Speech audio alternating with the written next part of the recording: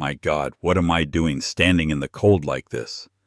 That was the question Marcus Reed kept asking himself as the snow fell sideways across West 57th Street. His daughter Sophie pressed harder into his side. Her small body trembled against his coat. He'd been standing at this corner for 17 minutes now. He knew this because he kept checking his watch. Like somehow the numbers might transform this moment into something that made sense. 2:43, then 2:47, then 2:58. The snow soaked through his boots, the same charcoal pair that had been good once, back when he wore expensive things without thinking about it, back when his boots cost more than his current weekly grocery budget. They'd lost their shape now, compressed by weight and time and the particular exhaustion of a man trying to hold everything together. Sophie shifted against him. Her voice came out muffled against his coat. "Daddy, my toes are wet." Like really wet, like fish tank wet. He didn't look down at her. He kept staring at the building in front of them. Harrowby Tower. 43 stories of glass and pale stone, and the kind of architecture that existed for one reason: to make people feel small, inconsequential, like the life you built mattered less than the lobby you were standing in. "I know, Bug. 5 more minutes." She'd heard this before. 2 weeks ago, he'd said the same thing outside the pediatric clinic on Amsterdam Avenue. He'd stood on that sidewalk for 11 minutes doing the math in his head. The copay he couldn't afford, the heating bill that wasn't negotiable, the choice between his daughter's health and his daughter's warmth. He'd told her the appointment was the wrong day, that he'd gotten the date mixed up, and she'd looked at him with those old soul eyes and said absolutely nothing, which was somehow worse than if she'd called him a liar. "You said 5 more minutes outside the clinic, too," she said now. He looked down. She tilted her head to look at him, and her expression was serious in a way that no 7-year-old should have to be serious. "Different 5 minutes," he said. It wasn't true. But she accepted it anyway. She tucked back into his coat, and he held her there. One hand on her back, feeling her heart beat against his palm. The other hand gripped the folder of documents that was coming apart at the corners from the slush. The folder he'd been carrying for 3 days without submitting it. The documents he'd written himself. The thing he was terrified to send. The reason he'd come to this building at all. He wasn't supposed to be here.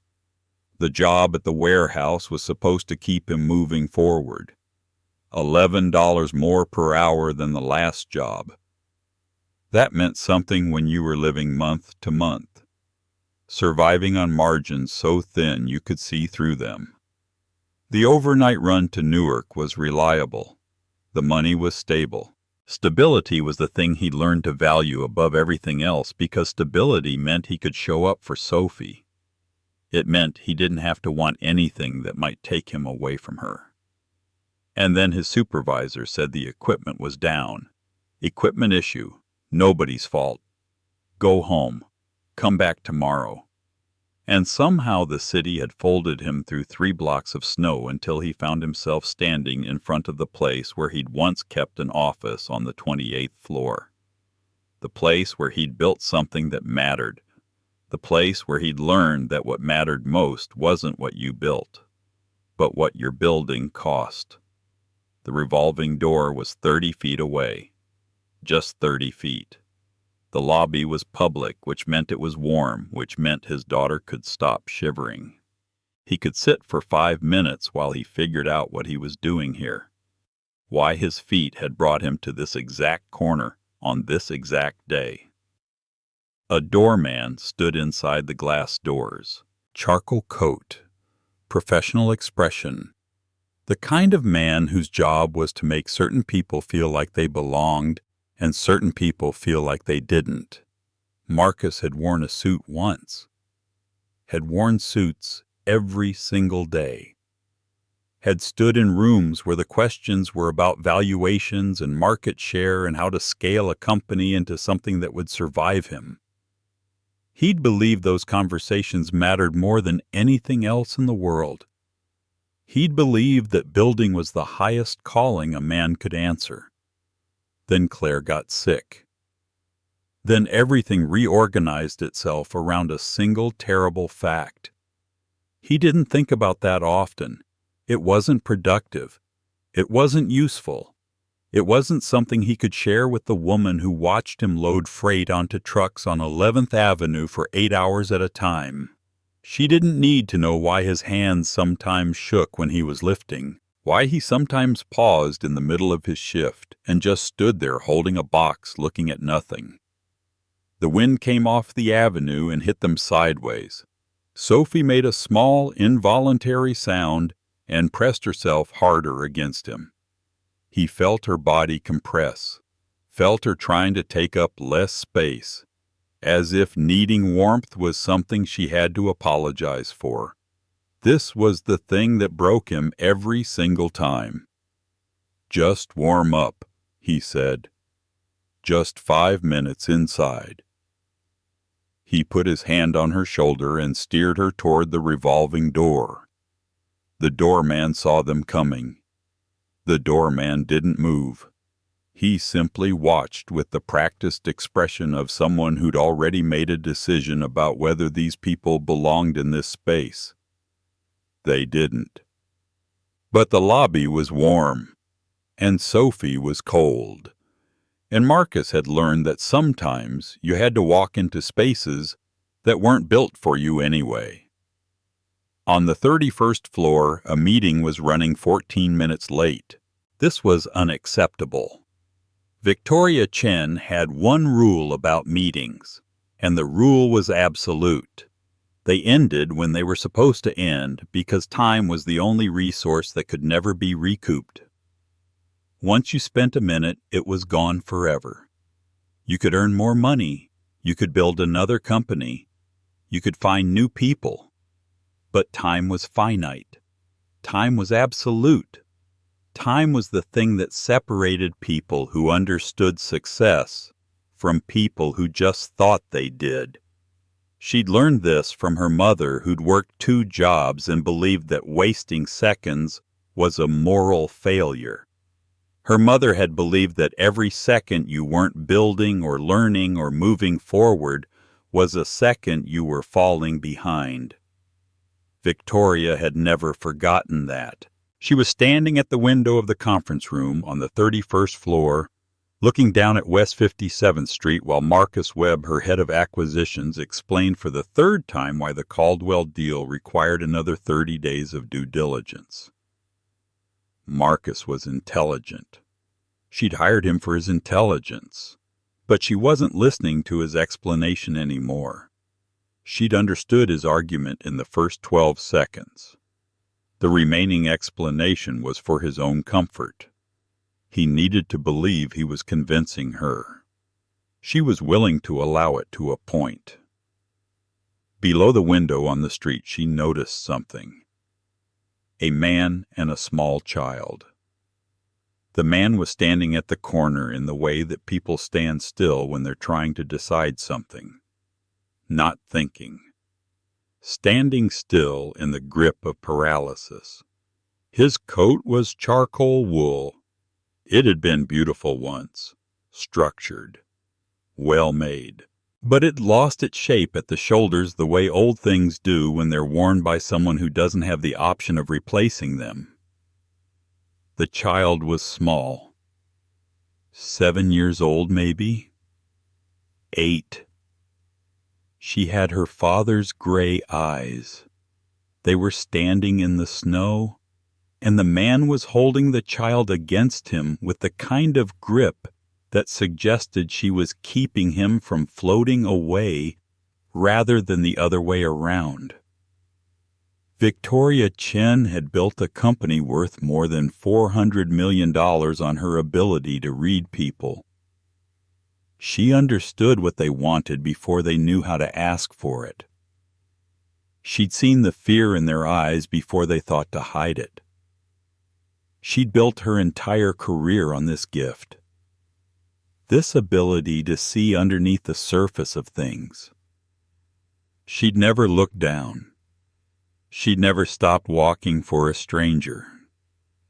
But something about this man made her stop. Marcus was still talking. Something about liability assessment. Something about adjusted projections. She held up her hand. 30 days is fine, she said without turning from the window. But I want the updated liability assessment by Thursday, not Friday. If it comes Friday, I'll assume the numbers require the extra day to look acceptable and we'll revisit the entire structure. Silence from the table. The kind of silence that meant she'd just made a decision that would create work for someone. Thursday, Marcus Webb said. It wasn't a question. Good, she said. We're done. She turned and walked out of the meeting without waiting for anyone to leave. She didn't need to stay until the end. She was the end. The end was her. That was what success meant. That was what control meant. She rode the elevator down, thinking about quarterly projections and Caldwell acquisition timelines, and whether bringing in new equity was worth the disruption it would cause to the company's structure. She was thinking about foundations and whether they could support the growth she wanted to push toward. She wasn't thinking about the man in the lobby. The lobby doors opened, and the cold air hit her immediately. The snow was still falling. It'd been falling all day. The sidewalks were packed with gray-white slush that soaked through anything less than quality boots. She had quality boots. She had quality everything. She was halfway to the garage when she stopped. She didn't know why she stopped. She wasn't a woman who stopped. She wasn't a woman who was drawn to stories or moved by suffering. She preferred facts, data, outcomes that could be measured and analyzed and understood. She didn't slow down in lobbies for strangers, but there was something in the way the man was holding his daughter's hand. Not protectively. That would have been ugly. That would have suggested control masquerading as love. This was different. This was a man holding a compass, holding the thing that was keeping him from spinning completely off his axis and disappearing into the nothing. Victoria had never needed a compass. She'd built her company on the principle that she needed nothing from anyone. And she'd been very successful at this. Very, very successful. Very, very alone. She turned. She walked back toward the bench where the father and daughter were sitting. "It's cold," she said. The man looked up. His eyes were the same shade of gray as his daughter's, but older, marked by something that looked like loss, but felt like clarity, like he'd paid a price for something and had stopped asking whether the price was fair. "It is," he said. "There's a coffee shop 2 blocks from here," Victoria said. "Opens until 6. It's warm. Or you can stay here. The door's locked from the outside. No one will bother you. 5 more minutes, or however long you need." "Thank you," the man said. "We'll just sit for a few more minutes." "We're good." He was lying. This was obvious to Victoria, who'd built an entire career on reading lies beneath polite words. They weren't good. This man was holding on to his daughter like she was the only thing keeping him tethered to the ground, keeping him from floating away into the place where broken people went when they stopped believing in themselves. She nodded. She turned. She walked toward the revolving door. She was 2 steps away when the child spoke. "Were you nice to my dad?" Victoria stopped. She didn't turn. For a moment she simply stood there processing the question. The father said something quietly. An apology. A warning. A desperate plea to his daughter to understand social boundaries and the appropriate distance between strangers. But Victoria turned. She looked at the child. The child was serious. assessing, looking at her with the kind of directness that suggested this was the most important question that had ever been asked in a lobby of glass and marble and money. "I don't know your dad," Victoria said. "But if you did, would you be nice to him?" There was a long moment. Victoria could feel the father's discomfort, his embarrassment, his need to apologize for his child's directness. But she wasn't looking at him. She was looking at the child. "Yes," she said finally. "I think I would be." She didn't wait for a response. She turned and walked out into the snow. But she wasn't thinking about the Caldwell acquisition. She wasn't thinking about her 4 o'clock meeting or her 5 o'clock call or the quarterly projections that consumed her for weeks. She was thinking about a question a 7-year-old girl had asked her, and the realization that she'd been seen, truly seen, by someone who didn't know her name or her company or her net worth or any of the things that usually made people look at her with something that approximated respect. She'd been seen, and she'd responded with honesty instead of strategy. And that was apparently something remarkable enough that a child felt compelled to ask about it. She walked 3 blocks to her garage. She got into her car. She drove to her apartment in a kind of haze, thinking about something she couldn't quite articulate, thinking about the question that wouldn't let go, thinking about a man with a daughter and a coat that no longer fit. She got home at 6:15. She showered. She stood in front of her refrigerator and looked at its contents without hunger. 3 bottles of wine, some cheese, ingredients for something she hadn't cooked in months. She poured a glass of wine. She didn't drink it. She sat on her couch and thought about the child asking whether she'd be kind to her father. She thought about her own answer. She thought about the realization that kindness, when she gave it, hadn't come from a strategic calculation or a business decision. It had come from something honest that lived underneath all the walls she'd built. Victoria Chin didn't sleep that night. She thought about her mother. She thought about building. She thought about time and how to spend it. She thought about a man with gray eyes and a daughter with the same eyes. And whether there was something in his thinking and his architecture, in the way he held his child, that suggested he was building something worth understanding. At 5:15 in the morning, she got up. She made coffee. She sat at her desk and opened her laptop. She pulled up the photographs Eleanor Marsh had sent her. Pictures of a whiteboard. Pictures of handwriting that was precise and careful. Pictures of technical architecture drawn with the kind of clarity that suggested the person who drew it understood not just how things worked, but why failure happened. She looked at the drawings. She thought about her forecasting model. She thought about the variance in Q2 that her entire analytics team had spent 14 weeks identifying and 6 weeks trying to partially address. She thought about the fact that she hadn't been able to fix it. And Victoria had never not been able to fix something. She opened the live model. She looked at the adjustment he described on the whiteboard.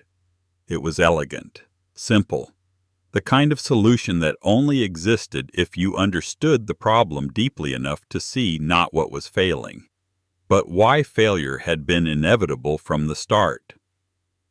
She pulled up the patch her team had written. She stared at it for a moment. Then she undid it. She implemented his correction instead. It took 40 minutes. The code was graceful. It was brilliant. It was the kind of solution that should have been obvious but required seeing the problem from a completely different angle. At 5:55 in the morning, she ran the back tests. All of them. Every scenario. Every test case that had been a failure state for 2 years. They ran clean. She sat back. She looked at her screen. The variance was gone. The gap was resolved. The thing that had been limiting her company's entire architecture for 2 years had been sitting in the head of a man she'd nearly dismissed as he walked through her lobby, wearing a coat that no longer fit. And Victoria Chen, sitting alone in her apartment at 5:55 in the morning, had a realization that should have felt professional, but instead felt like a reckoning. She'd built a $400 million company on her ability to read people, to understand what they wanted, what they feared, what would move them, to see the truth beneath the surface. And she'd nearly walked past the man with the solution to her most intractable problem because of his coat. She thought about the child. She thought about the question, would you be nice to him? And Victoria understood with the clarity that only comes at dawn when you're alone and the evidence of your blindness is running clean across your screen, that she'd been measuring value by the wrong instrument. Not just in business, in everything. She thought what made her strong was the ability to see people, to understand them, to use that understanding to get what she wanted. But she'd missed the most important thing, the thing that couldn't be measured or quantified, the thing that stood in a lobby in wet boots and held his daughter like she was the compass, keeping him from spinning away into nothing. She looked at the window. The sky was coming up pale over the East River. The snow was still falling, but without conviction now. The kind of snow that had been falling all night and was running out of reasons to continue. She made a decision. She would reach out to Eleanor. She would ask for the man's number. She would call him. She would tell him what she'd discovered, not because it was business, but because it was honest. 3 blocks north in an apartment on 181st Street, Marcus. Reed was also not sleeping. He'd put Sophie to bed at 8:30. He'd read her the chapter she was on in the book about the girl who talked to animals. He'd sat with his hand on her back until her breathing had changed into the deep, even rhythm of sleep. Then he'd gone to his small desk in the corner of his bedroom. Not really a desk. An old table with a laptop that still worked if you asked it nicely and didn't ask it to do too much. He pulled up Eleanor's message. He called her back. Eleanor answered on the second ring. She was still awake. She'd been waiting.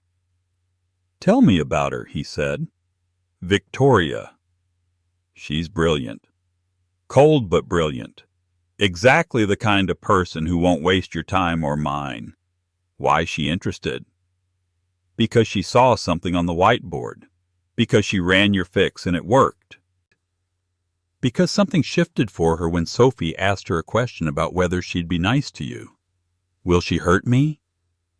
Eleanor was quiet for a moment. Not the way the others did, she said. She won't do it on purpose. But yes, probably. Everyone hurts someone eventually. The question is whether they hurt you in a way that makes you stronger or a way that makes you smaller. My guess is Victoria does the former, but I could be wrong. He thanked her and hung up. He looked at the photographs Eleanor had sent him, pictures of his whiteboard, pictures of his work. He thought about the woman in the lobby. He thought about the child asking her a question. He thought about what Victoria had done with his ideas. He opened his laptop. He pulled up the live forecasting model from Hale Integrated. He saw the change. He saw how she'd implemented his correction. He saw that she'd undone her team's work in order to do it correctly. He understood what that meant. It meant she was willing to admit she was wrong. It meant she was willing to dismantle something she'd built in order to build something better.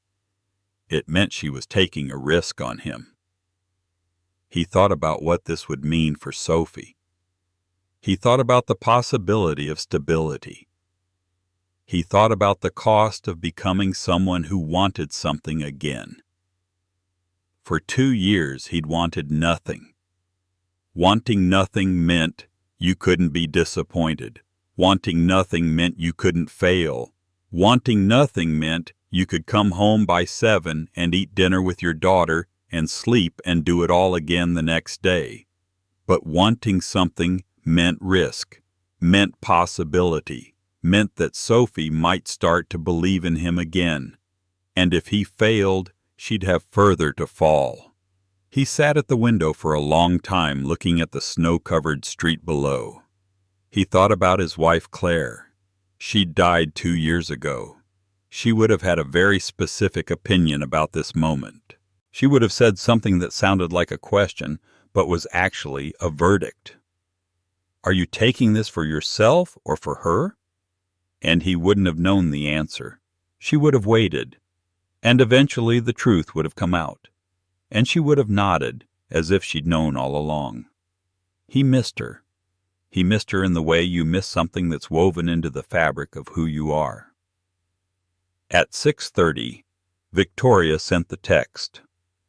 Eleanor, I need a favor. Can you send me the number of the man who drew on your whiteboard? The one with the daughter. She waited for a response. It came at 6:47. Only with his permission. Let me ask him first. 15 minutes later, he said, okay, here's the number. Victoria looked at the number for a long time. She didn't call him. Not yet. She got up and showered. She got dressed. She stood in front of the mirror in her apartment and looked at herself in the careful diagnostic way she sometimes did in the mornings. Not with vanity, but with the same quality of attention she brought to quarterly reviews. Checking for drift. Looking for evidence of who she'd become. She looked the same as she had yesterday, but she felt inexplicably like something had been corrected, like something broken had been soldered back together in the dark while she wasn't looking. She thought about what Eleanor had written in her follow-up text. Don't absorb him. I like him. And Victoria realized that Eleanor had understood something about her that maybe she was only now understanding about herself, that she'd spent so long absorbing people, taking what they had to offer, moving on when they stopped being useful. But this man, his daughter, the question that child had asked, this was different. At 7:15 she sent a text. The back tests are clean. All of them. He replied in 3 minutes. I know. She stared at this for a moment. I know. Not, I hope so. Not, that's great, I know. As if he'd known before she'd run the tests. As if he'd known they would work because he understood something about the architecture that went deeper than technical execution. She typed, I'm going to need to renegotiate one of the terms. Which one? He wrote back. The 6-month buffer. I want to offer 9. If it's not working after 9 months, we restructure or exit. No penalty either direction. 9 months gives us enough time to build the methodology into the platform properly and run a real test. She hit send. She waited. A longer pause. That's more generous than the original term. I'm aware, she wrote. She thought about the 40 minutes she'd spent that morning at her desk unwinding her team's patch and applying the actual solution. She thought about how clean it had run. She thought about the work he'd done to see what her team couldn't see. She typed. My team spent 14 weeks finding a symptom you identified in 4 seconds. I want a partnership structure that reflects the actual balance of the situation. Another pause. Okay, 9 months. Then a few minutes later. Sophie wants to know if the woman from the building is going to be around more. Victoria read this twice. She typed back, What did you tell her that I didn't know yet? That's an honest answer. Yes, Victoria wrote. It is. She looked out the window. The snow had stopped. The city was the way it always was after a night of heavy snow. Briefly, improbably quiet. The surface white and uniform. The usual noise of 10 million people muffled under 2 inches of fresh cover. It wouldn't last. By noon it would be slush and horns and the regular business of the city carrying forward. But for now, there was this moment, this quiet, this space where things could shift and change without anyone noticing. Victoria typed, "There's a good coffee place 2 blocks from your apartment building. Opens at 7. I'll be there Thursday morning if you want to start going through the framework properly." She sent it. Then she got up and made a second cup of coffee and began her day. Thursday came cold and clear. Marcus had told Sophie the night before that things might be changing. He'd sat with her at the kitchen table and tried to explain in a way that a 7-year-old could understand without getting hurt.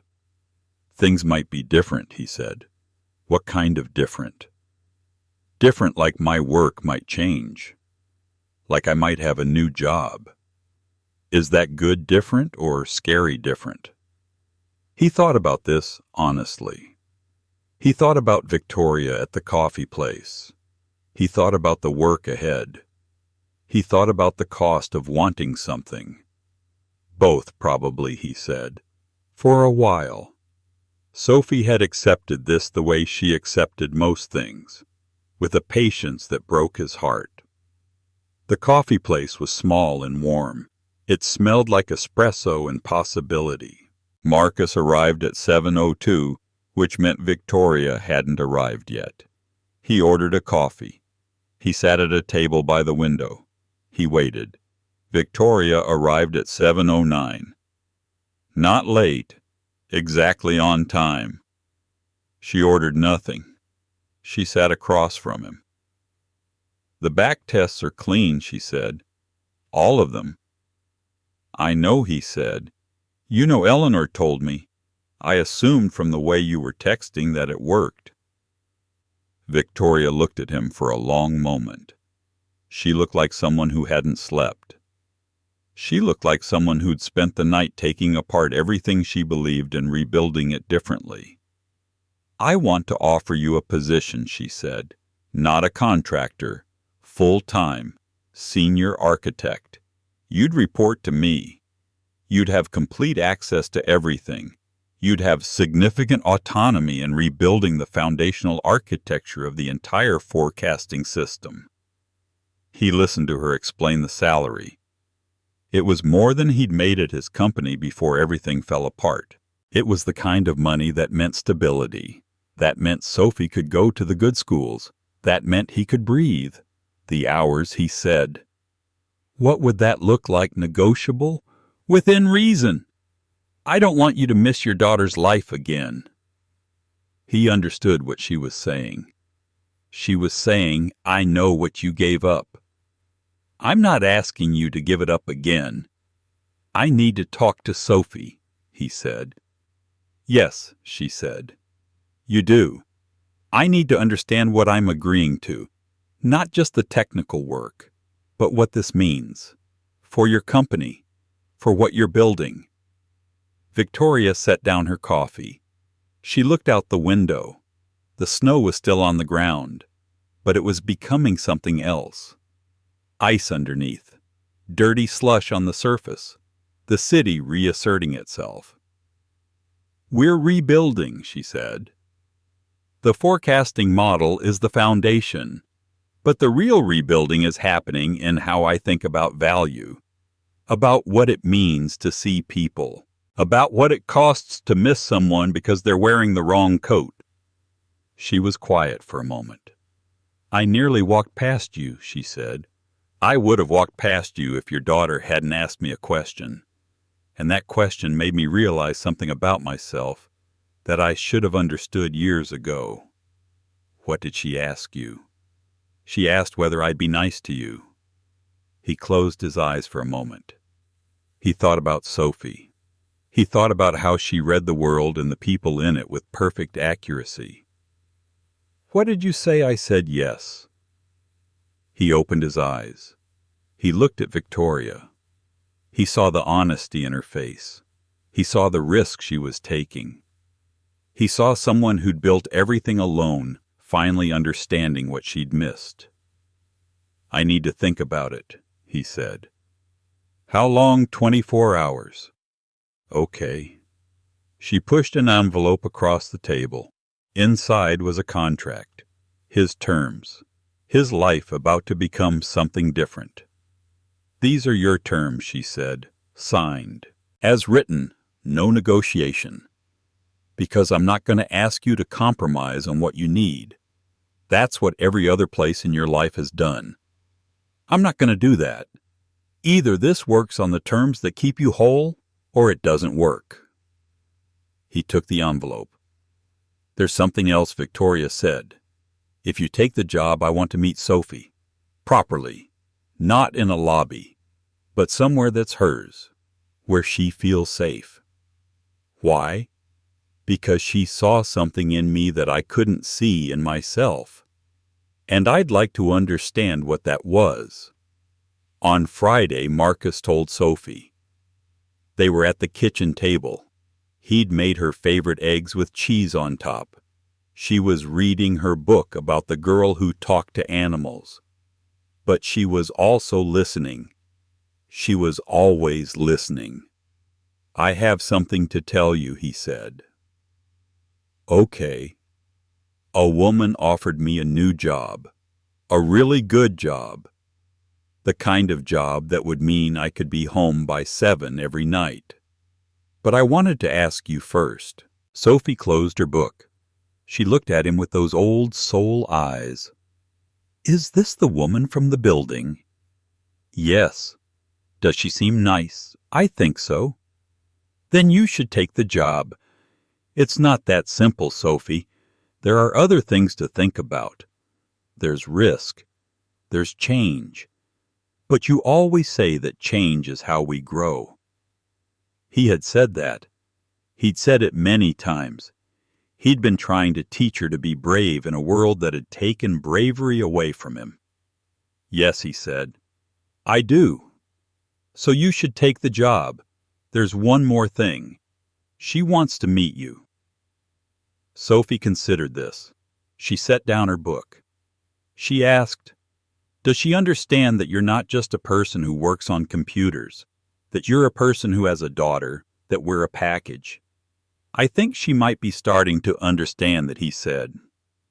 Okay then, I want to meet her, but somewhere nice, not in a building that makes people feel small.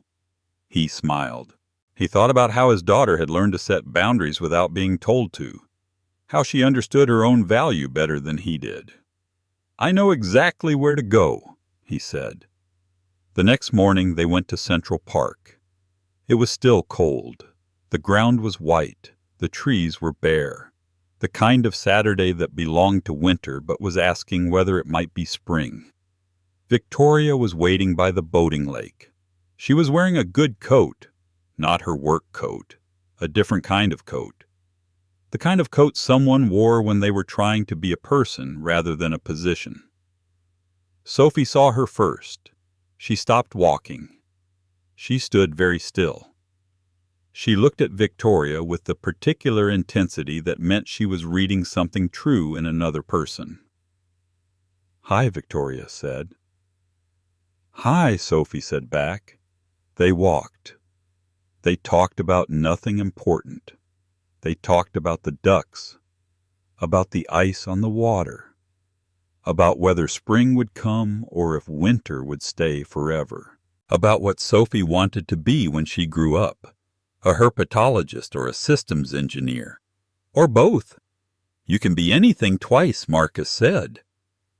And Victoria looked at him across the top of Sophie's head with the expression of someone who'd just learned something about how to live. At the end, when they were leaving the park, Sophie took Victoria's hand.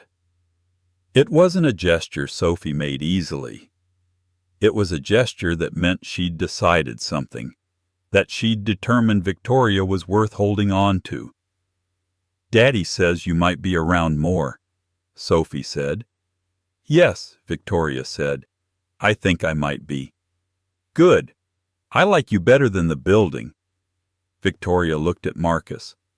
She smiled. It was the first real smile he'd ever seen on her face. On Monday morning in May, Marcus walked into Hale Integrated for his first day. The 31st floor looked different from the perspective of an employee than it had from the perspective of a visitor in a lobby. The glass walls seemed functional now rather than intimidating. The people moving through the space weren't mythological. They were just people, trying to do their jobs, trying to build something that lasted. His desk was near a window. There was already a plant on it. The soil was damp. Someone had watered it. Someone had been preparing for his arrival. He opened his laptop. He opened the forecasting model. He could see Victoria's thinking in the code. He could see where she'd begun to question. He could see where she'd started to let go of certainty. He began to work. At 12:30, Victoria came to his desk. She brought coffee. "We have a problem," she said. "The Caldwell acquisition is moving faster than we expected. They want preliminary results by Friday. That's 4 days." He looked at the code on his screen. 4 days for the kind of foundational work that should take weeks. "Okay," he said, "but I need Eleanor on the team, and I need Sarah Chen on the modeling side, and I need them here at 8 a.m., and I need you to tell them that this isn't about perfection. It's about clarity. Clarity first, comprehensiveness after." Victoria nodded. She already understood this. She'd read his whiteboard carefully enough to understand not just what he was proposing, but how he thought. "Done," she said. She stood there for a moment. She didn't leave. She looked at the desk, at the plant, at the photograph of Sophie he'd placed on the corner. "Thank you," she said. "For what?" "For stopping. For not walking past my building." "I wasn't walking past," he said. "I was standing still. Your building wasn't in my path. I was just lost." "Yes," she said. "And that's what I mean. You stopped being lost. You let someone see you being lost. That was the thing I couldn't do." She paused. "I'm doing it now," she said. At 3 p.m. Marcus left the office. He took the subway to 181st Street. He arrived at the apartment by 3:45. Sophie was at the kitchen table with Mrs. Callahan doing homework. "Hi, Daddy," she said, not looking up. "Hi, Bug. How was school?" "Good. Mrs. Callahan says you have a new job." "I do. Do you like it?" He thought about this. He thought about Victoria standing at his desk with coffee. He thought about the work ahead. He thought about the foundation they were building that would either hold or fall. "I don't know yet," he said. "But I think I might." Sophie looked up. She had her old soul face on. "Are you scared?" "A little," he said. "Me too," she said. "But I think that's okay." And something in him settled. Because she was right. Fear and possibility weren't mutually exclusive. You could be terrified and moving forward at the same time. You could be unsure and committed. You could be broken and whole at the same time. Mrs. Callahan left. Marcus made eggs with cheese. They ate them with the satisfaction of people whose world was operating as it should. The sun came through the windows at an angle that suggested it was thinking about leaving, thinking about another day ending, thinking about all the days that would come after this one. He didn't know what would happen with Victoria. He didn't know if the partnership would work. He didn't know if he'd be able to rebuild the foundation without it cracking again under the weight of his ambition or his fear. But he knew this. He was home by 5:30. His daughter was at the table. There were eggs. There was cheese. There was the small, quiet satisfaction of a day that had asked him to be brave and let him choose to answer. He looked at Sophie. She was reading her book about the girl who talked to animals. She was happy. She was safe. She knew that her father was trying. And that was everything. For now. For today. It was more than enough.